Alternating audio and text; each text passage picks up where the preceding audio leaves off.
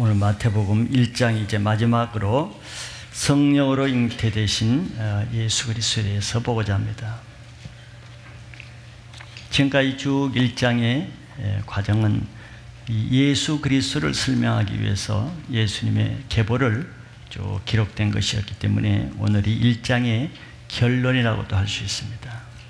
다윗의 자손으로 또 아브라함의 후손으로 오신 그 예수 그리스도가 어떻게 이 땅에 오시게 되었고 그분은 무엇을 위해서 오셨는가 하는 결론적인 내용이라고 할 수 있고, 또 가장 중요한 성경의 핵심은 예수님에 관한 것이고, 우리 교회를 다니는 가장 큰 목적은 예수를 믿는 것에 있기 때문에 우리가 이것을 다 안다고 하기 때문에 예수를 오히려 못 믿어요.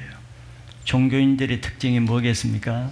성경을 다 안다 하기 때문에 성경을 깨닫지 못하고, 예수를 잘 안다고 하기 때문에 예수를 못 믿고, 십자가의 내용을 안다고 하기 때문에 십자가의 능력을 체험하지 못하는 것이 종교인들의 함정인 것입니다. 교회를 오래 다닌 사람의 함정인 것이, 지식이 영을 가로막는 것이죠. 그래서 오늘 여러분들이 예수 그리스도는 내가 주일 학교 때부터 들어서도 그 예수는 늘 같은 분이시지만 늘 새로운 일을 행하시고, 신앙은 그 예수를 떠나서 다른 것이 없다는 것을 또 여러분들 믿으신다면 신앙의 처음부터 끝까지 예수님으로 시작해서 예수님으로 마치는, 나는 알파와 오메가로 하신 그 예수님을 오늘도 새롭게 묵상하고 만나는 그런 신앙의 회복이 있기를 바라는 것입니다. 그래서 오늘은 성령으로 잉태된 예수 그리스도에 대해서 예수님의 근본을 한번 더 새롭게 보고자 합니다. 저는 세상 뉴스를 잘 보지도 않고 그러지만서도 가끔씩 신문을 보면은 세상 뉴스를 보지 않는 이유는 세상 뉴스를 봐가지고 기쁜 적이 한 번도 없어요. 기쁜 소식이 아니라 거기는 나쁜 소식들이 많이 나오기 때문에 그렇죠. 온통 사람에 대한, 죄에 대한 것이 대부분입니다. 세상의 죄를 폭로하고 드러내고 알리는 죄의 소식, 또 나쁜 소식이 세상 뉴스의 초점이죠. 그런데 그 죄는 갈수록 더 줄어드는 것이 아니고 더 잔인하고 더 포악하고 더 교활하고 더 음란하게 발전한다는 것을 볼 수 있죠. 우리가 자랄 때 큰 뉴스거리는 어쩌다 사람 한 사람이 죽었다 그러면은 온 나라에 어떻게 그런 일이 있을 수 있는가, 아주 큰 빅뉴스였습니다. 또 어떤 사람이 동네에서 이혼했다 그러면 온 동네 빅뉴스였습니다. 그러나 지금은 그것은 뉴스거리에도 들어가지 않죠. 근데 이렇게 죄가 만연하면 사람들은 죄를 싫어하면서도, 끔찍하게 생각하면서도 사람들은 그런 죄를 끝까지 관심 있고 그 뉴스거리를 끝까지 추적해서 알려고 하고 또 보고자 하는 사람들이 있죠. 그만큼 죄에 흥미를 가지고 있다는 증거입니다. 그래서 그걸 이용해서 돈을 벌기 위한 영화나 드라마나 이런 데는 사람들의 죄악된 상황을 최대한 극대화해가지고 그에 막가는 그런 죄악을 상상으로 만들고 또 소설로 만들어서 돈을 벌기 위해서 사람의 관심을 끌어야 되니까, 그래서 더 엽기적인 죄를 영화, 드라마, 음악 이런 것들이 선도하고 있는 것이죠. 그래서 그것을 보는 사람들은 그런 죄를 보고 듣고 배울수록 점점점 우리의 죄의 눈이 밝아지게 됩니다.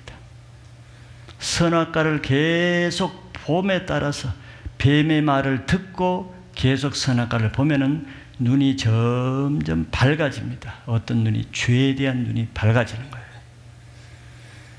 그래서 사람들은 자기가 보고 듣고 배운 그것이 나와 상관없는 것 같지만 죄는 기회를 타고 역사하기 때문에 그 기회가 되어질 때 내가 보고 듣고 배운 그것을 내가 행하게 되는 거예요. 범죄자들은 다 그래서 행하는 것입니다. 보지 못하고 듣지 못한 죄를 행하지 않습니다. 그래서 그런 죄악된 영화, 드라마, 그런 책을 많이 본 사람은 왜 그런 일을 하겠습니까? 그걸 보고 들을 때 그 영이 내 안에 들어오기 때문에 그런 것이죠. 괜히 여러분들이 뭐 나쁜 영화 보지 못하게 하고 TV 보지 못하게 합니까? 그것이 하나님의 복음을 전하고 건전한 선을 행하는 것이라면 적극적으로 보게 하죠. 그러나 사단의 악을 조장하는 데 선도적인 역할을 하기 때문에 그걸 우리는 보지 못하게 하는 이유가 있죠. 자, 이렇게 왜 아담 이후로 지금까지 그렇게 오랜 세월이 지났는데 죄가 줄어들기는 않고 더 증가하는가? 즉 아담 때는 별로 뭐 국어책도 없고 산수책도 없었을 것 같아요. 그런데 수천 년 동안 아담 이후에 사람이 더 잘 살고 더 지혜롭고 더 인격적으로 훌륭한 사람을 만들기 위해서 얼마나 많은 돈을 투자해서 얼마나 많은 공부를 시킵니까? 더 잘 되기 위해서 공부하는 거잖아요. 그렇게 많이 배우고 많은 교육을 사교육비까지 들여서 하는데 반대는 죄는 점점 더 번성한다는 것이죠. 그래서 세상은 점점점 포악해지고 흉악해지고 무서운 세상으로 변한다는 것이죠. 이것은 뭐 여러 가지를 말해주지만 죄는 어떤 교육이나 어떤 지식이나 어떤 경제적인 부나 삶의 안락을 통해서 죄가 없어지지 않는다는 것을 말해주죠. 죄는 이 세상에 태어나는 모든 사람이 날 때부터 죄인으로 태어나기 때문에 죄는 끊이지 않는 것이죠. 그리고 그 죄는 아무리 고치고 노력해도 해결되지 않기 때문이죠. 그래서 사람이 죄를 짓기 때문에 너 죄인이다 이렇게 말하는 것이 아니고 누구나 다 죄인으로 태어나기 때문에 죄를 지을 수밖에 없는 것이죠. 그래서 갓난아이라도 여러분들 키워보면은 물론 어른보다야 순진하겠지만 갓난아이 속에도 죄성이 다 나타나는 것을 볼 수 있을 것이에요. 그렇기 때문에 인간의 모든 불행의 원인은 가난한 것도 아니고 못 배운 것도 아니고 학벌이 없는 그런 것이 우리 인간을 근본적인 불행을 주는 게 아닙니다. 우리 인간의 모든 근본적인 불행의 원천은 죄에서 나오는 것이죠. 아무리 학식이 있고 재산이 있고 건강이 있어도 죄 문제 해결하지 못하면은 밤잠을 못 자고 마음의 평간이 없고 얼굴에 분노로 쓴뿌리로 평생을 고통하며 살아가는 거예요. 그런 학벌, 재벌, 건강으로 죄 문제가 해결되지 않기 때문이죠. 그 돈으로 맛있는 걸 먹는다고 죄 문제가 해결되겠습니까? 좋은 집에 평안히 잠을 잔다고 마음의 괴로움이 없어지겠습니까? 그런 물리적인 것으로 죄는 해결되지 않죠. 그럼 왜 죄가 우리 인생의 근본적인 이 불행의 원인이 되는가? 뭐 여러 가지 성경에 얘기하지만 제가 한 3가지로 먼저 한번 생각해 볼 필요가 있습니다. 왜냐하면 오늘 이 예수 그리스도는 죄 문제와 직결되기 때문에 예수님이 죄 문제 때문에 오셨기 때문에 왜 예수님이 이렇게까지 오셔야 되는가 하는 것은 죄 문제가 이렇게 심각하고 인간의 죄 문제가 우리 인생을 불행하게 만들기 때문에 그걸 먼저 알아야 그 예수님이 오셔야 된 이유가 분명히 더 알 수 있기 때문에 제가 설명을 드리는 거죠. 첫째, 왜 죄가 우리 인생을 불행하게 하는가? 성경에서는 그 죄의 대가가 사망이기 때문이라고 했습니다. 그래서 모든 사람은 죽어야 되는데 그 죽는 이유가 죄 때문에 죽는 거예요. 그래서 결국 인간이 평생 동안 아무리 열심히 노력해서 뭐가 되고 뭐를 이루고 뭐를 얻어도 결국은 성공한 뒤에 자기 죄로 죽어야 되는 것입니다. 얼마나 허무합니까? 죽은 다음에 가져가지도 못하고. 로마서 6장 23절에 성경은 죄의 삭은 사망이요. 정확하게 한마디로 딱 정의를 내립니다. 죄의 삭은 사망이다. 즉 죄를 지으면은 대가를 치러야 되는데 생명을 빼앗기는 죽음이라는 값지불을 치러야 되기 때문에 우리 인생이 불행하게 된다는 거예요. 우리 인생은 한 번은 다 죄 때문에 죽어야 되는데 또 성경은 죽음은 끝나는 것이 아니고 죽은 다음에는 심판이 있다 그랬습니다. 그 죄에 대해서 죄만 짓고 끝나면은 뭐 마음껏 죄를 지어도 문제가 없지만 죄에 대한 행한 대로 심판을 받기 때문에 이게 이 땅에서만 불행이 아니고 내 영혼이 영원한 불행을 가져오는 아주 재앙의 원인이 죄라는 것이죠. 죄처럼 무서운 것이 없고 죄처럼 저주스러운 것이 없는 거죠. 두 번째는 이 죄가 왜 우리의 불행 원인인가? 죄는 하나님과 우리를 단절되게 만드는 원인이 되기 때문에 그렇습니다. 즉 죄는 우리에게서 하나님과의 친밀한 사랑과 은혜의 관계를 끊어지게 만드는 주범이에요. 그 결과가 무엇인가? 죄는 하나님의 사랑도 느끼지 못하게 하고 하나님의 음성도 듣지 못하게, 하나님이 그렇게 우리를 사랑한다고 성경에 얼마나 반복해서 말합니까? 그렇게 하나님이 사랑한다고 말씀하는데 나는 정작 뭐 사랑이 느껴지도 않고 믿어지도 않고 그 사랑이 어딘지도 몰라. 그리고 그렇게 성경이 끊임없이 우리에게 하나님 말씀하고 계시다고 하는데 이 성경이 다 하나님 말씀이고 주일마다 말씀을 하시잖아요. 그런데 하나님의 말씀 음성이 들리질 않아요. 하나님과 완전히 차단된 것이죠. 하나님의 손길이 느껴지지 않는 거예요. 살아계심도 느껴지지 않는 것이죠. 믿음이 있다가도 죄를 지으면 똑같이 이런 현상이 나타나죠. 그래서 이런 상태를 영적 고아의 상태라고 말할 수 있습니다. 그러니까 하나님의 아버지가 없는 것처럼 사는 거죠. 그 결과는 우리 영혼의 외로움을 느낀다는 거예요. 영적인 고아이기 때문에 끊임없는 외로움을 느끼는데 근데 그 외로움이 그 어떤 것으로도 채워지지 않아요. 하나님 외에는 채울 수 없는 외로움이기 때문에 그래요.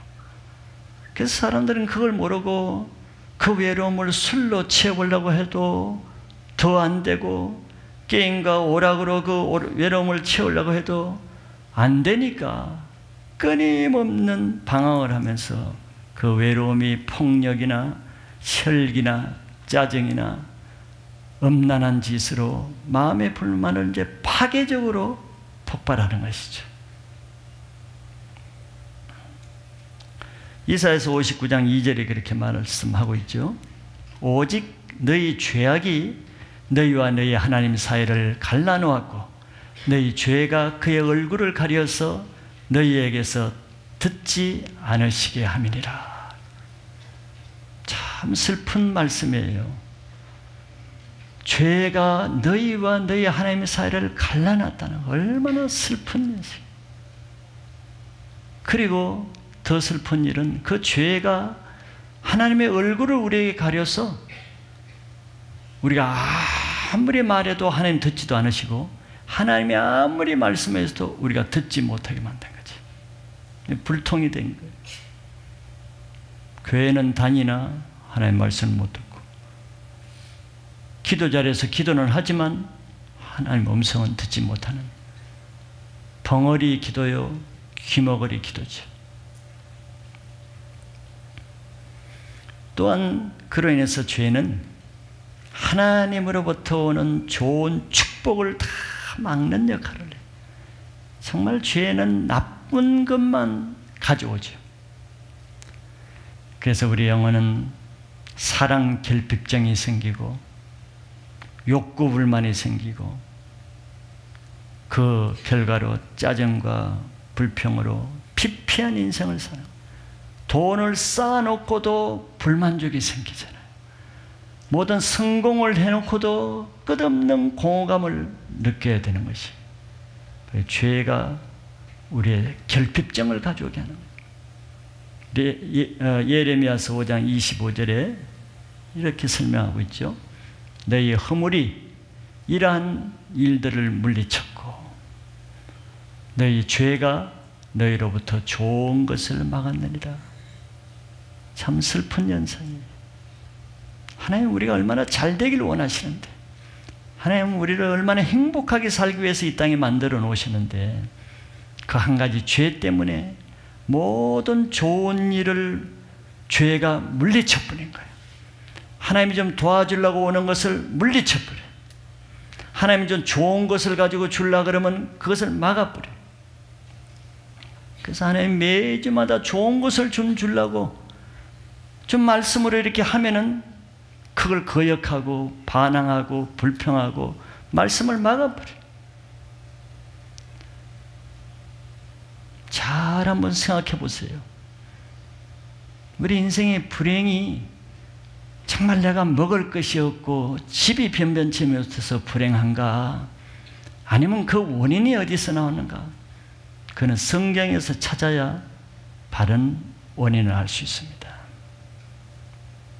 아무리 하나님이 사랑의 손짓을 하고 아무리 그 길을 형통하게 하기 위해서 해답을 말해줘도 불신하고 욕하고 대적하고 거역하고 배척하고 좋은 것을 다 막아버리고 악한 것만 찾아서 하는 거예요. 반대로 찾아서 하는 거예요. 청개구리처럼 하나님이 하지 말라는 것만 찾아서 하는 거예요. 이게 불행의 원인이죠. 마지막 셋째 한 가지 더 볼 것은, 죄가 더 심각한 것은 죄는 우리 영혼을 마귀에게 속하게 만든다는 거예요. 그래서 죄의 심각성은 죄만 짓는 것에 끝나는 것이 아니고, 그 현상으로 끝나는 것이 아니고, 영적으로 내 영혼이 마귀에게 잡히게 됩니다. 그러니까 나는 이제 마귀의 종이 되고 내 안에서 마귀의 행동이 나오게 되는 것이죠. 이 세상을 보면은 죄악된 세상이 그냥 죄만 짓습니까? 현상을 보세요. 마귀의 하는 행동이 그 안에 다 드러나게 되는 것을 보게 되지. 요한일서 3장 8절에 설명하고 있습니다. 죄를 짓는 자는 마귀에게 속하느니 그랬어요. 이게 가장 무서운 것입니다. 아니, 우리 하나님의 존귀한 영혼들이 하나님의 형상과 모양을 담고 하나님의 사랑을 받은 이 영혼들이 마귀 자식이 되어야 되겠습니까? 누가 이런 일을 하기를 원하겠습니까? 바로 그 죄 한 가지가 원치 않는 내 소중한 영혼을 마귀에게 팔아넘기는 거예요. 그러니까 우리가 원치 않는데 내 속에서 악한 것이 나오고 혈기가 나오고 교만이 나오고 말씀 순종하면 될 텐데 꼭 어긋장 놓고, 이게 누가 하는 것이냐 말이에요. 왜 또 이런 현상이 내게서 나오냐 말이에요. 내가 원하는 것은 행하지 않고 왜 원치 않은 것이 내 안에 나오느냐 말이죠. 도대체 나라는 사람을 움직이는 주체가 누구냐 말이죠. 나라는 영혼의 주체가 하나님이시면은 하나님의 원하는 삶을 살아지지만, 여기 말한 대로 마귀라 그러면은 내가 원치 않는 마귀가 하는 대로 해서는 안 되는데 알면서도 그걸 하고, 이게 그 실제 증거지. 마귀에 속한 영혼은 그 마지막이 마귀와 함께 영원한 불못에 떨어진다는 것이 계시록의 말씀이죠. 그런데 모든 이런 것들을 차치하고 오늘 보고자 하는 중요한 말씀은 예수 그리스도가 이 땅에 오시는 이유가 바로 3장 8절 그 뒷절에 하나님의 아들이 나타나신 것은 이런 마귀를 멸하려 하심이라 여기 있는 거예요. 교회가 존재하는 이유는 여기 있고, 우리가 예수를 믿어야 되는 이유도 여기 있고, 우리가 신앙생활을 해야 되는 이유도 여기 있고, 심서 하나님이 주시는 말씀에 순종해야 할 이유가 여기 있는 거예요. 마귀를 멸해야 되기 때문에. 왜? 마귀를 멸한다는 것은 죄의 세력을 멸하는 것이기 때문에 우리는 죄와의 싸움이고 악한 영과의 싸움이에요. 이게 신앙의 실제입니다. 그래서 오늘은 바로 이 땅에 이런 우리의 인생을 불행하게 하는 이 죄 문제를 해결하기 위해서 오시는 이 예수님이 어떤 분인가?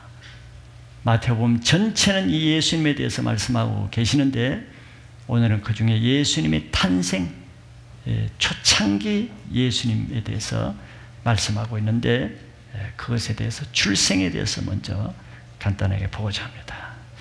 첫째, 이 하나님의 아들이 이 땅에 오실 때 어떻게 잉태되셨는가 하는 것을 오늘 설명하고 있죠. 예수 그리스도가 이 땅에 오시는 것은 선지자들을 통해서 미리 말씀하신, 즉 성경에 말씀하신 것을 이루시기 위해서 오신다고 말할 수 있어요. 왜? 하나님은 자기 일을 갑자기 순간적으로 하시는 분이 아니고 하나님은 정확하고 처음과 끝을 이미 계획하고 계셔. 하나님은 태초 처음과 마지막이 어떻게 될 것인가 우리는 아직 모르죠. 그러나 하나님은 다 계획 플랜에 이미 들어가 있어. 그래서 알파와 오메가 되시죠. 그래서 하나님은 그것을 단계적으로 그 모든 계획 과정을 자기 종 선지자를 통해서 미리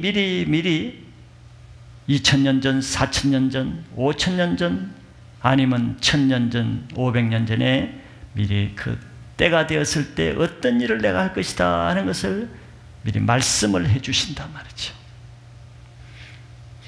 그럼 예수님이 여러분들은 뭐 꼭 이 땅에 사람의 모양으로 오셨으니까 그것이 당연한 것 같지만 그 개념이 없었다고 하면은 아니 하나님은 보이지 않는 영이신데 예수를 안 믿는 사람 편에서 보면은 여러분들 우리 믿는 사람들은 예수님 마리아의 몸에서 나는 것이 너무 자연스럽게 느껴지지만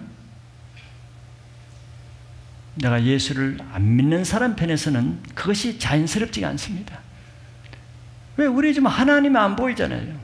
그런데 예수님이 하나님이시고 또 예수님이 하나님의 아들이신데 내 생각 같으면 더 좋은 방법은 자기 아들을 보낼 때 보이지 않는 영체로 천사 모양으로 보내는 것이 더 자연스러울 것 같아요.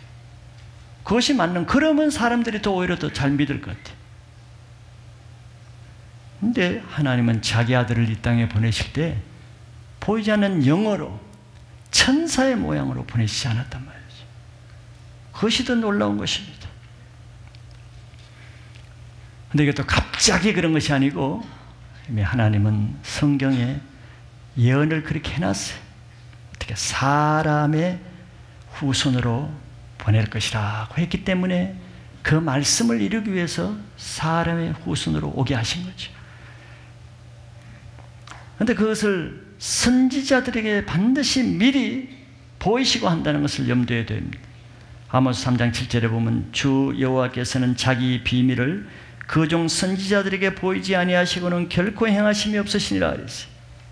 이 말은 성경에 기록된 모든 말씀은 하나님의 때가 되면 반드시 이루어진다는 것을 믿어야 되는 것이에요.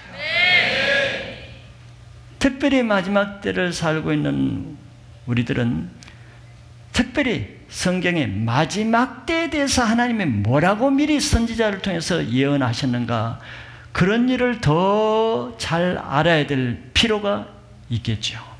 왜? 반드시 이루어질 것이니까.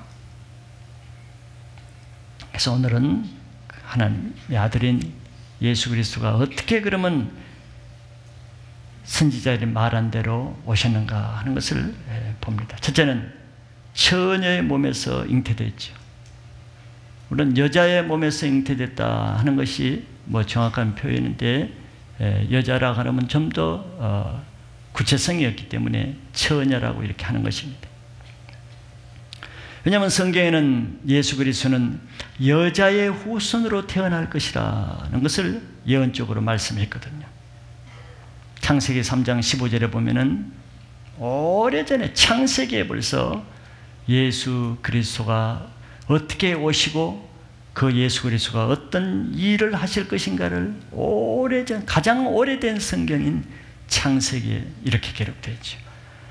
내가 너로 여자와 원수가 되게 하고 내 후손도 여자의 후손과 원수가 되게 하리니 여자의 후손은 내 머리를 상하게 할 것이요 너는 그의 발꿈치를 상하게 할 것이니라 하시고, 이게 이제 원시복음이라고 하는 거예요. 좀 복음서는 굉장히 분명하지만 오래된 구약일수록 오래된 복음이기 때문에 복음서보다는 덜 명확하죠. 그럼 복음서를 통해서 설명이 다 되는 것이죠. 저기 보면은 내가 너로 여자와 원수가 되게 하고, 이게 좀 이 뱀에게 하는 말이죠. 저주를 받은 내 후손도 여자의 후손과 원수가 되게 하리니. 아까 요한일서 3장 8절 읽은 것을 한번 기억하시고 이 말씀을 보세요. 뱀의 후손도 여자의 후손과 원수가 되게 하리니 여자의 후손은 내 머리를 상하게 할 것이요 너는 그의 발꿈치를 상하게 할 것이다. 이게 하나님의 뱀에게 저주하면서 하신 말씀이에요. 여자의 후손은 예수 그리스도를 상징하는 거죠. 내 후손은 사단의 후손들을 말하는 것입니다. 그런데 예수 그리스도가 지금 여기서 어떻게 오실 거라고 했어요? 뭐 천사로 올 거라고 그랬습니까? 천사장 미가엘처럼 와서 사단을 친다고 했습니까? 그러지 않고 여자의 후손으로 온다는 거예요. 여자의 후손으로 와서 뱀의 머리를 상하게 할 것이라는 거예요. 여자의 후손으로 오신 예수님의 오신 목적은 분명한 거예요. 뱀의 머리를 치게 하기 위해서 오신다는 거예요. 그게 요한일서 3장 8절 말씀이죠. 마귀를 멸하기 위해서 오시는 것입니다. 왜? 마귀가 우리를 불행하게 하는 그 주범이기 때문에.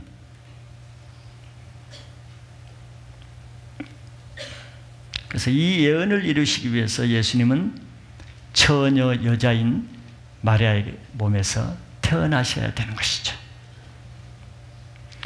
이는 첫사람 아담이 뱀에게 실패함으로 죄에 빠지게 했지만서도 둘째 아담으로 오신 이 예수 그리스도가 사단을 이기고 우리 인간을 죄에서 구원하시겠다는 약속인 것입니다. 이 약속을 이루기 위해서 예수님이 이 땅에 오신 것을 믿으셔야 돼요.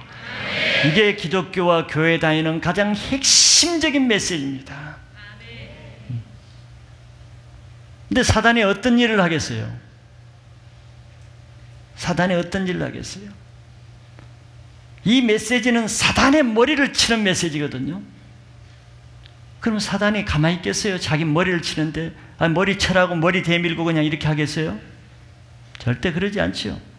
사단은 교회 다른 모든 말씀을 다 공부하고 스터디하고 신학에서 공부하고 믿게 하고 강의하게 하고 세미나하게 하고 다 열심히 파고들게 하지만 사단의 머리를 치게 하는 핵심 메시지는 못 전하게 하고 못 듣게 하고 그것을 중시 안 하고 그것을 아는 것으로 지식으로 치부에 뿌리는 그런 작전을 나오겠죠. 그래야 자기 머리를 보호하니까. 이 사단의 전략을 안다면은 왜 교회가 요즘 교회가 얼마나 깊은 신학적인 교류와 얼마나 많은 세미나로 소위 말해서 성경을 많이 가르칩니까? 그런데 교회가 얼마나 많이 예전보다 더 많이 죄가 교회에 많이 들어옵니까? 핵심을 가르치자는 거예요. 그거는 주일학교 때 다 아는 거라는 거예요. 예수 주일학교 때 알면 됐지 뭘 또 하느냐는 거지. 교회 1년 됐으면 됐지 뭘 또 예수만 얘기해. 지난주에도 예수 얘기했는데 왜 또 예수 하는 거야. 기초적인 복음 다 아는 건데 왜 아는 메시지를 전하느냐는 거예요. 누가 그런 말을 하겠어요? 아직도 복음의 능력이 없고 아직도 죄를 끊지 못하고 아직도 사단에 노예되고 있는 사람들이 늘 그런 얘기를 하는 거예요. 왜? 사단의 사주를 받는 것이죠. 그 말씀이 사단이 가장 괴로운 말씀이거든. 그 말씀은 사단의 모든 권세를 파멸한 능력이 있기 때문에 사단이 교회에서 그런 말씀을 못 전하게 하는 거예요. 그러면서 곁다리 그냥 여기까지 지역적인 문제를 가지고 생명을 거면서 이게 성경적이냐 이단적인 것이냐 나타는 다 삼켜버리고 하루살이를 가지고 피를 터지게 싸우고 있는 거예요. 누구 장난이겠어요?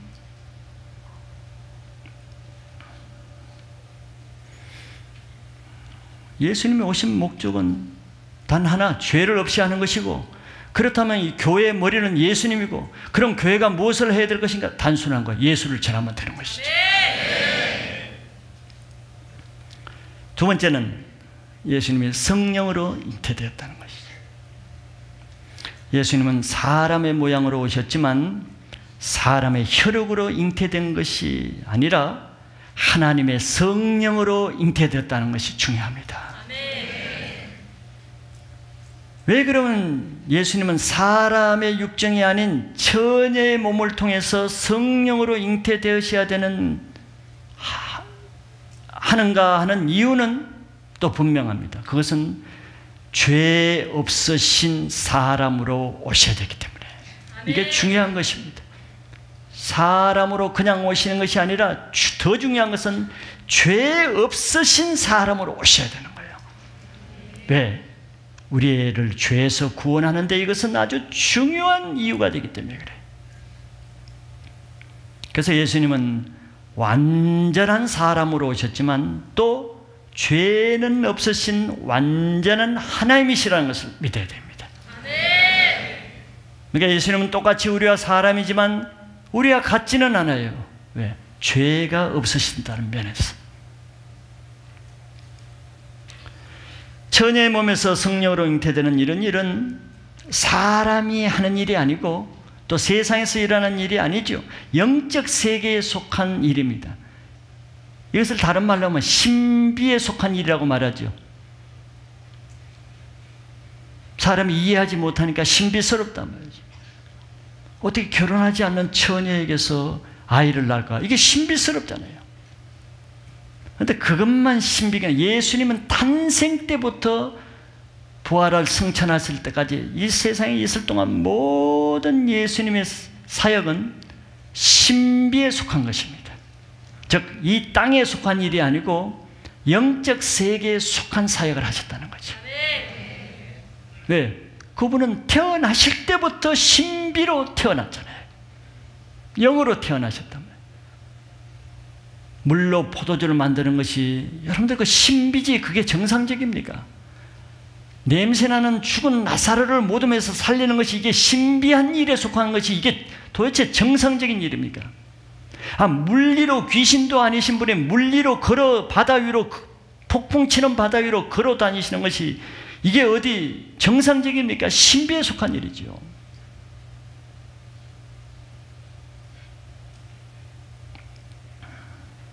이런 신비하다는 것을 사단이 약한 자들이 악한 쪽에서 버려가지고 그러는데 성경적인 용어입니다. 반대로 하나님의 나라에 일어나는 이런 신비한 영적 세계의 일을 인간의 이성으로 보면 다 잘못된 거예요. 그래서 바리새인들은 그걸 이성으로 보니까 예수님이 귀신을 쫓으면은 귀신 붙어서 귀신 쫓았다고, 이게 신비적인 일을 모르니까 도로 귀신 들렸다고 비난하는 것이죠.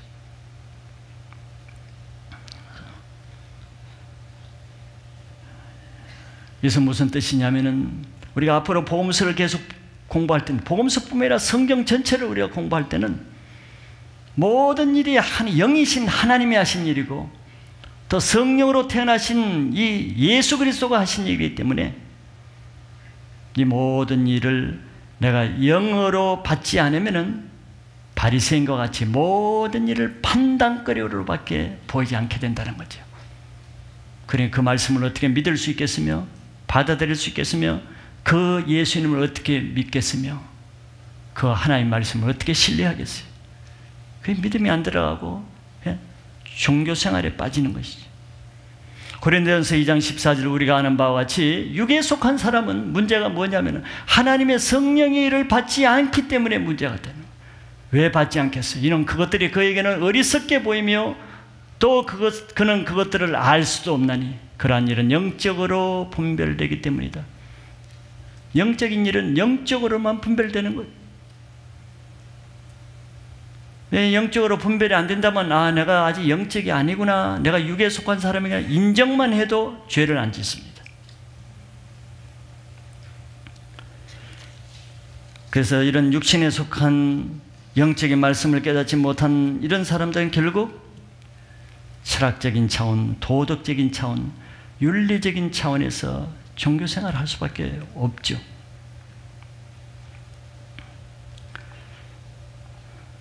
그래서 예수님은 성령으로 잉태되셨기 때문에 예수님이 하신 모든 말씀은 영이요 생명이라고 말씀하시는 것이고, 그 말씀을 들을 수 있는 자도 영어로 들을 수 있는 자만 그 말씀을 믿게 되고, 또 성령을 받은 사람만이 영적인 말씀을 또 전할 수도 있는 것이죠.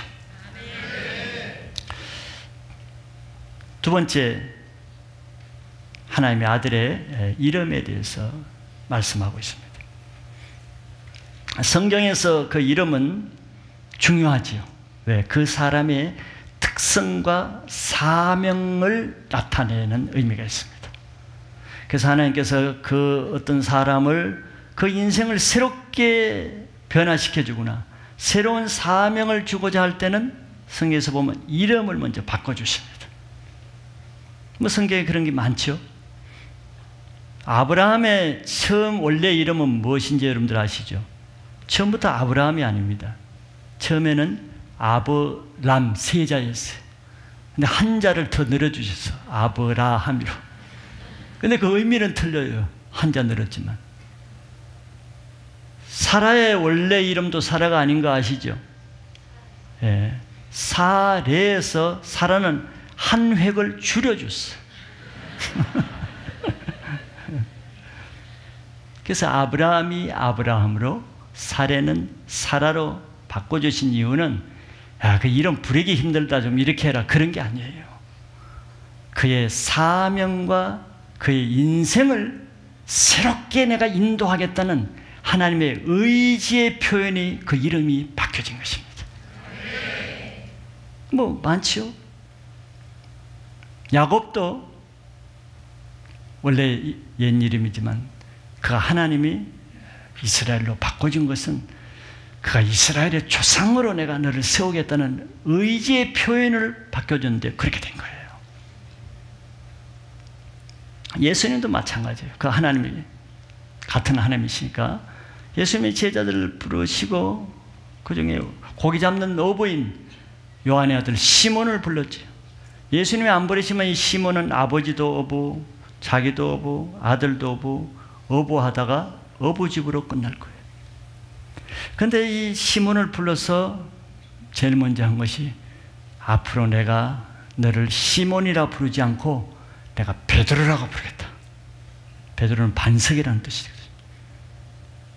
그러면 이름이 베드로 부르기가 좋아서 그런 게 아니에요.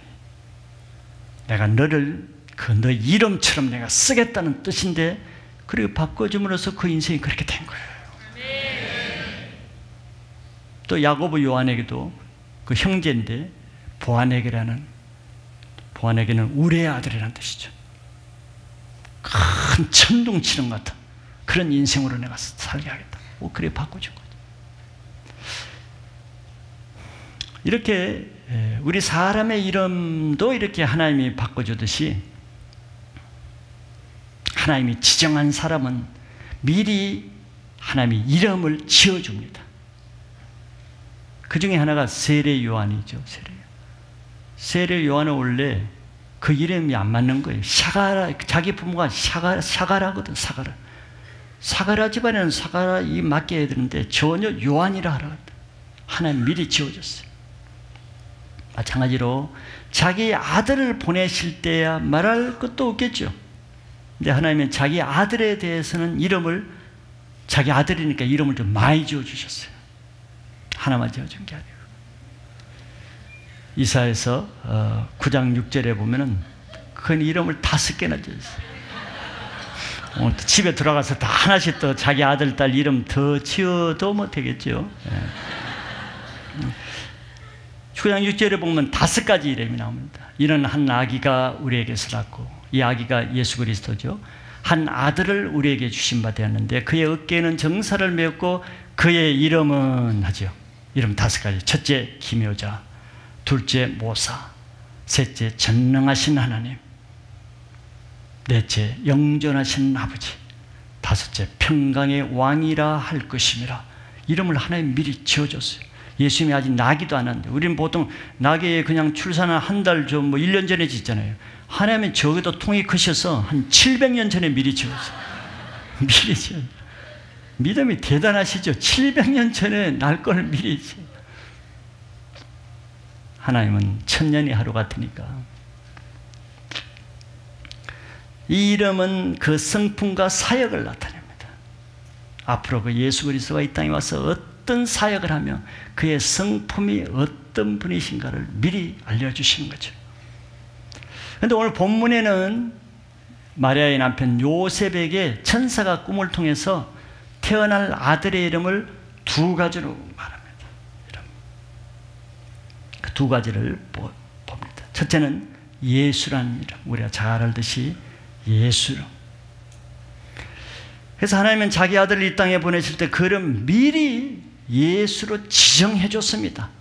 미리 하나님이 이름을 정해놨어요. 근데 예수라는 것은 히브리 이름인데 히브리어로는 여호수아라는 뜻입니다. 우리 구약에 나오는 그 여호수아와 같은 뜻이에요. 근데 그 의미는 여호와는 구원이시다, 이런 뜻이에요. 여호와는 구원이시다. 근데 여기 성경이 그 의미를 설명을 해 놓으셨죠. 21절에 보면은 아들을 낳으리니 이름을 예수라 하라. 이는 왜 예수라 하는가? 예수의 이름의 뜻이 무엇인가를 성경이 천사를 통해서 설명을 해줘요. 그가 자기 백성을 그들의 죄에서 구원할 자이심이라. 이름이 다 의미가 있는, 그냥 예수로 짓는 것이 아니고 그분이 앞으로 오셔서 무엇을 할 것인가 그에 합당한 이름을 짓는데 그 이름이 여호수아, 예수라는 말이라 뜻이죠. 예수가 제가 성경의 핵심이고 교회 메시지의 핵심이 예수라고 했습니다. 우리 인간은 왜 예수가 필요한가를 분명히 알아야 예수 이름, 정말 예수 이름만 불러도 눈물이 나야 될 이유가 여기 있는 것을 알게 되죠. 우리 인간은 왜 예수가 필요한가 다시 말씀드리지만 아담의 범죄로 인해서 우리는 다 죄로 인해서 죽음이라는 저주를 받았습니다. 모든 인간은 예외가 없어요. 그래서 인간은 늙기 때문에 자연사하는 것이 아닙니다. 늙기 때문에 죽는 것이 아니고 죄를 지어서 죄값으로 죽어야 되는 거예요.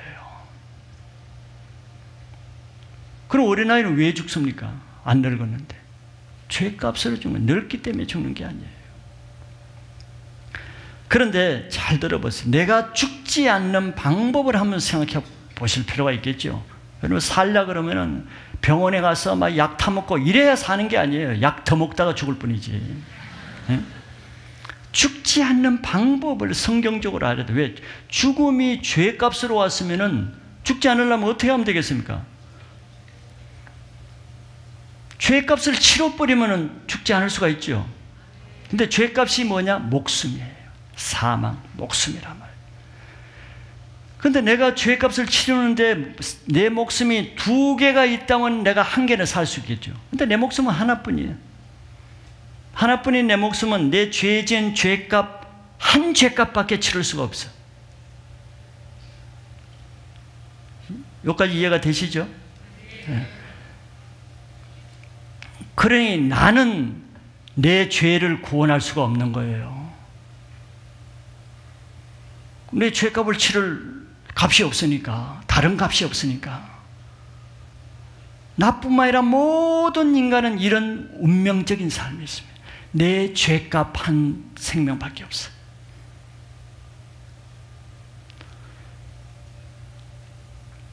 그런 사람에게 뭐가 필요하냐? 누가 내 대신 다른 사람이 내 죄값을 치러줘야만 내가 살 수가 있어. 그렇겠죠? 그런데 아무리 봐도 내 죄값을 대신 치러줄 사람이 없어요. 그게 또 더 절망적인 문제예요. 왜? 첫째는 자기 생명을 나를 위해서 대신 줘야 되는데 누가 그럴 사람이 누가 있어요? 둘째는 생명을 주고 싶어도 자기 죄가 없는 사람이라 해야 되는데 자기 죄가 없는 사람은 아무도 없어요. 이 두 개가 이해가 되세요? 우리는 흔히 이런 기사를 보잖아요. 불이 났는데 그 안에 자기 아들이, 어린 아들이 그 안에 있는데 어머니가 그 모정을 못 이겨서 막 소방관이 들어가지 말라는 것을 말리고 그 아들을 살리고 자기가 죽더라도, 그래서 이불 포대기를 듣고 들어가서 자기 아들을 이불 포대기에, 물 묻은 이불 포대기에 싸고 밖으로 던지고 그 어머니는 죽었어. 우리는 그것을 뭐라 하냐면 저 어머니는 저 아들 생명을 대신해서 죽었다. 저 아들 생명을 살렸다. 어머니의 죽음이 저 아들을 살렸다. 뭐 기사는 그렇게 나오죠. 육신의 생명으로는 뭐 그렇게 쓸 수도 있어요. 그러나 영적으로 사실 그 부모가 그 아들을 대신 죽었으면 그 아들 안 죽어야 돼. 100살, 200살 살아야 돼. 근데 그런 아들 아직 살아있는 사람 못 봤거든. 그래도 그 아들이 죽어요. 죽는다는 이유는 그 아들은 그 어머니가 대신 생명의 값지불을 해준 게 아니기 때문에 자기 죄로 죽는 거고, 어머니는 그 아들을 죄를 대신해서 죽은 게 아니고 아들 생명을 대신해 죽은 게 아니고 왜 죽었어요? 왜 죽었어요? 어머니는 자기 죄 때문에 죽은 거예요. 그런 방법이 그럴 뿐이지 자기 아들 생명을 대신해서 어머니가 죽은 게 아니고 어머니는 자기 죄값 때문에 죽은 거예요. 그러니까 아무리 자기 자식을 사랑하고 부모를 사랑해도 자기 자식 죄를 대신해서 죽을 사람 아무도 없어. 자기 자식 죄를 해결해 줄 어머니도 없어요. 그래서 우리가 소위 석가모니나 공자나 소크라테스 같은 이런 성인들은 보통 사람보다는 굉장히 훌륭하신 분이고 또 자비가 많으신 분이죠. 그러나 그분들도 우리 죄를 해결할 수 없는 것은 그분도 자기 죄로 인해서 자기 죄값 치르고 자기 죄로 죽어야 될 사람이기 때문에 나의 죄의 문제는 해결해 줄 수 없어요. 이게 종교의 한계인 것입니다. 그래서 이 세상 어떤 문제로도 해결할 수 없는 이 문제를 해결하기 위해서 오늘 말씀이 굉장히 중요한 거예요. 하나님은 이 죄의 문제를 해결하기 위해서 누군가 우리 인간의 죄값을 치러주기 위해서는 죄 없는 사람의 모습으로 이 땅에 자기 아들을 내보내지 않으면 안 되기 때문에 처녀의 몸에서 성령으로, 그것도 사람의 모양으로 보내신 기가 막힌 깊은 사연이 여기 있는 거예요. 이해가 되시기 바랍니다. 이게 십자가의 깊은 내용이에요. 이 죄 없이 신 이 예수님이 십자가에 죽으시는 이유는 예수님은 자기 죄로 십자가에 죽으신 게 아닙니다. 왜 그렇죠? 예수님은 죄가 없으신 분이기 때문에 죽을 이유가 없고 죽지도 않으시는 분이에요. 왜? 죄가 없는 사람은 죽일 이유가 없어요. 죄의 삭스로 우리가 죽는데 예수님은 죄의 삭스를 지불할 이유가 없어요. 죄가 없으시기 때문에. 그런데 왜 죄가 없으신 분이 왜 죽으신가? 우리들의 죄값을 대신 치르기 위해서 죽어주신 것이란 말이지. 그래서 요한복음에 우리 알듯이 성경에 예수님 십자가에서 마지막으로 아람어로 테텔레스타이, 우리말 성경에는 다 이루었다 이렇게 번역하지만 또 다른 뜻은 다 치렀다, 다 값집을 치렀다, 같은 말이에요. 같은 뜻이 있는 것입니다. 이 놀라운 말씀을 하고 돌아가셨어요. 야, 다 치렀다. 들을 끼는 사람은 다 듣겠죠. 다 치렀다. 아니, 뭘 치렀다는 거야? 외상값 치렀다는 것인가? 예. 우리 인간의 모든 죄값을 내가 이거 한 번의 십자가에 흘린 피로 내가 다 치렀다. 이제 내 사명 끝났다. 이런 말씀이에요. 그래서 우리들은 이 십자가에서 흘리신 그 예수님의 피가 내 죄값으로 치러졌다는 것을 믿는 것이 구원입니다. 그래서 이 땅에서는 자기 죄에서 구원받을 수 있는 다른 어떤 방법도 없고 이 한 가지뿐이에요. 구원의 방법은 한 가지뿐이고 구원의 방법은 교회 안에서밖에 없고 구원의 방법은 예수님에게만 밖에 없다는 것이 독선이 아니고 유일한 진리이기 때문에 이렇게 선포하는 거예요. 사도행전 4장 12절이 그걸 말씀해 주고 있죠. 다른 이로서는 구원을 받을 수 없나니 천하 사람 중에 구원을 받을 만한 다른 이름을 우리에게 주신 일이 없음이라. 하나님은 구원받을 다른 이름을 주신 일이 없다고 분명히 말씀했어요. 예수 이름 외에는 구원받을 수 없다는 것을 믿으셔야 됩니다. 그래서 예수님은 우리의 이 죄 문제를 해결하기 위해서 십자가에 죽으셨기 때문에 누구든지 예수님을 믿는 자마다 죄를 용서함 받고 마귀의 일을 멸하여 우리는 하나님의 자녀가 되는 권세를 얻게 되는 것이죠. 마귀의 자녀였다가 이제 하나님의 자녀가 됐으니 우리는 하나님의 능력과 그 사랑 가운데 거하는 것이 신앙의 축복인 것입니다. 그래서 마귀의 얼굴에서 이제는 평강과 기쁨과 자유함의 얼굴 색깔이 바뀌는 것이죠.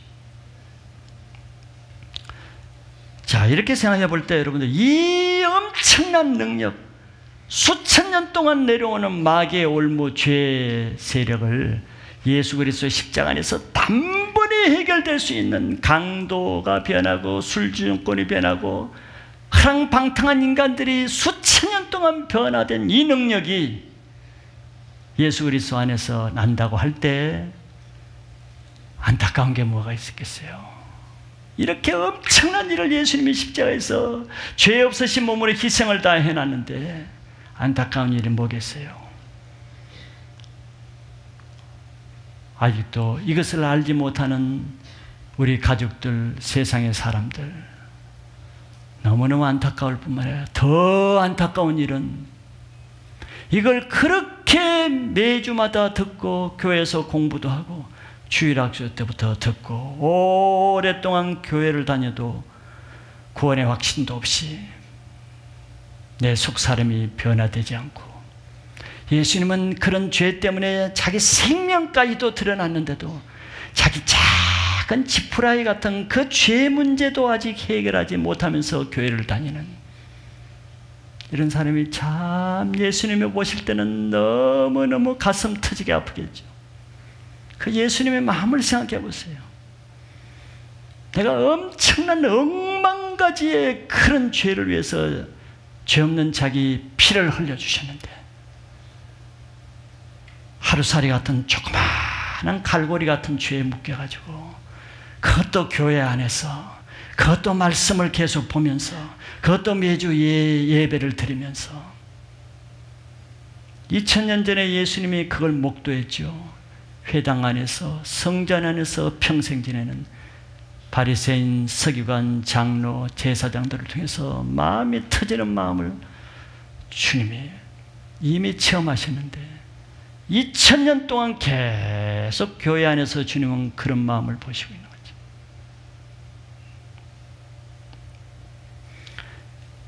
왜 이렇게 예수님은 엄청난 일을 해놓으셨는데, 갑지불을 다 해놓으셨는데, 다 지불했다고 해놨는데 왜 아직도 마귀의 일에 올무에 매여서 죄의 종로로 사는가? 왜 자기 죄가 이렇게 교회를 다니면서도 해결되지 못하는가? 자기가 특별한 죄인이라서 그런 것이 아닙니다. 자기보다 더 큰 죄인들이 얼마나 많이 변화됐습니까? 그 사람의 문제는 내 죄가 너무 크기 때문에 그런 게 아니고 자기 죄를 이미 용서해 주신 예수님의 사랑을 믿지 못하기 때문이에요. 예수님의 베풀어 오신 은혜를 은혜로 받아들이지 않기 때문이에요.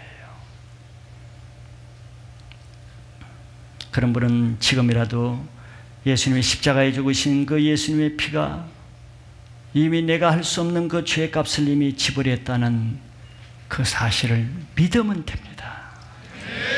그래야 그 믿음이 끊어지지 않는 내 죄에서 해방되게 만드는 능력으로 나타나는 것이죠. 예수님을 믿으시기 바랍니다. 교회를 다니는 것은 예수를 믿기 위해서 다니는 거예요. 예수를 믿는 것은 마귀를 멸하기 위해서 다니는 것이고, 마귀를 멸해야 되는 것은 내가 마귀의 종로로 타지 않고 죄의 세력에서 이기기 위해서 예수님을 의지하는 것이에요. 마지막 두 번째 예수님의 이름 또 한 가지는 임마누엘이라는 것입니다. 임마누엘이라는 이름의 뜻은 여기 나왔듯이 하나님이 우리와 함께 계시다 함이라 23절의 설명인 것 같습니다. 하나님이 우리와 함께 계시다는 거예요. 원래 하나님은 우리와 함께 계시기 위해서 우리를 창조하셨어요. 그래서 더 가까이 계시기 위해서 에덴 동산을 만들어서 그 안에 같이 함께 계셨죠. 그런데 죄를 지을 때 우리가 하나님과 떨어져서 함께 할 수가 없었습니다. 이렇게 죄는 하나님과 우리 사이에 담을 만들어요. 벽을 만들었어요. 남북이 갈린 것보다 더 굳은 벽을 만들어 놓고 사는 거죠. 하나님을 외면하고 사는 것입니다. 그러나 부모는 자식이 외면해도 끊임없이 그 자식이 돌아와서 그 벽을 허물고 사랑의 관계를 회복하기 원하는 것처럼 하나님은 우리를 사랑하시기 때문에 우리가 비록 범죄하였을지라도 우리와 함께 하기를 원해요. 자기 품 안으로 다시 끌어들이기를 원합니다. 그런데 그게 조건이 하나 있죠. 그 담을 허물어야 되는 조건이 있는데 그것이 죄입니다. 죄를 없애야 하지 않으면 안 되죠. 그 죄를 없애게 하기 위해서, 즉 담을 헐기 위해서 하나님이 내신 방법이 예수 그리스도라는 십자가의 방법입니다. 십자가를 통해서 하나님과 우리 사이에 가로막힌 죄의 담을 헐어버리는 것을 믿으셔야 돼요. 그래서 그 사명을 받고 이 땅에 오신 그 임마누엘 되신 예수님이 지금도 그 일을 하시는 거예요. 우리와 함께 하시기 위해서 항상 우리를 찾아오십니다. 예배를 통해서 찾아오시고 새벽 큐티를 통해서 찾아오시고 또 기도를 통해서 찾아오시고 계속 하나님과 중매의 역할을 하기 위해서 하나님과 우리 사이에 이 죄로 인해서 강팍한 벽을 만들고 있는 벽을 허물기 위해서 매 순간순간 찾아오셔서 벽을 허물고 우리 안에 들어오시기를 원하죠. 하나님이 우리와 함께 하시다는 것은 우리 안에서 멀리 담 밖에서 교회 밖에서 우리를 함께 하는 것이 아니고 내 안에 직접 들어오셔서 나와 함께 하기를 원하시는 거죠. 여러분들도 그런 예수님 하나님과 함께 하시기를 원하세요? 이게 우리의 궁극적인 신앙 목표입니다. 계시록 3장 20절에 보세요. 예수님이 얼마나 우리와 함께 하시길 원하시는가. 볼지어다 내가 문 밖에 서서 두드리노니 누구든지 내 음성을 듣고 문을 열면 내가 그에게로 들어가 그와 더불어 먹고 그는 나와 더불어 먹으리라. 이게 하나님의 마음, 예수님의 마음이에요. 내가 문 밖에 서서 두드린다. 왜? 너 안에 좀 들어가서 함께 하기 위해서. 계속 노크를 하는 거예요. 노크를. 뭘로? 말씀으로, 기도로, 사람을 통해서, 전도를 통해서, 상담을 통해서, 교제를 통해서 하나님 대신 계속 내 마음문을, 굳게 닫힌 마음문을 두드리시는 거예요. 누구든지 이 음성을 듣고 문을 열면은 내가 그 사람에 들어가서 그와 함께 하면서 잔치상을 같이 먹겠다는 거예요. 교제를 나누겠다는 거예요. 이게 애타는 예수님의 마음입니다. 우리 안에 들어오고 싶어서 아주 열정으로 우리를 찾으시는 주님의 사랑이에요. 여러분들이 자식을 키우면은 그 자식을 내 품에 안고 같이 있고 싶지 않겠어요? 이게 하나님의 마음이에요. 예수님의 사랑의 마음을 깨닫는다면, 이 주님의 간절한 애타는 마음을 깨닫는다면 우리가 빗장을 풀어야 됩니다. 하나님을 향해서 이 굳은 마음의 빗장을 걸고 요동치 않는 이 완고한 마음을 풀고 딱 자물쇠를 잠가놓고 아예 외면하고 하나님의 음성을 들을 생각을 안 하는 이 마음을 풀어야 됩니다. 주님은 나를 사랑하시기 때문에 찾아오시는 거예요. 이 주님이 내 안에 들어오셔야 그때부터 내 신앙이 시작되는 것입니다. 주님을 내 문 밖에 세워놓고 내 안에서 뭘 하겠어요? 모몬교회에 왔으나 주님을 널 밖에 세워놓고 내가 주님의 이름을 부른다 한적 주님과 아무 상관없는 것이죠. 그러니 내가 형통하지 못하고 내가 외롭고 성경을 그렇게 많이 하는데 나는 외로워. 내가 신앙생활을 그렇게 열심히 하는데 내가 되는 것이 없어. 내 작은 인격 하나 바뀌지 않고 하나님의 은혜 하나 내게 없고 내 얼굴 하나 바뀌지 않고 영적인 고아 생활하는 것이죠. 주님이 이 시간에 여러분들을 다 만나기를 원하시는 거예요. 말씀을 통해서 찾아오실 때, 주님이 우리 마음을 달래려고 오실 때, 그때 내 마음을 열면은 여러분들의 인생을 주님이 형통하게 하실 것입니다. 그리고 세상 끝날까지 그 주님이 항상 우리와 함께 하시겠다고 약속하셨어요. 그 주님을 믿는, 주님과 함께 동행하는 그리스도의 새로운 신앙을 출발할 수 있기를 축복합니다.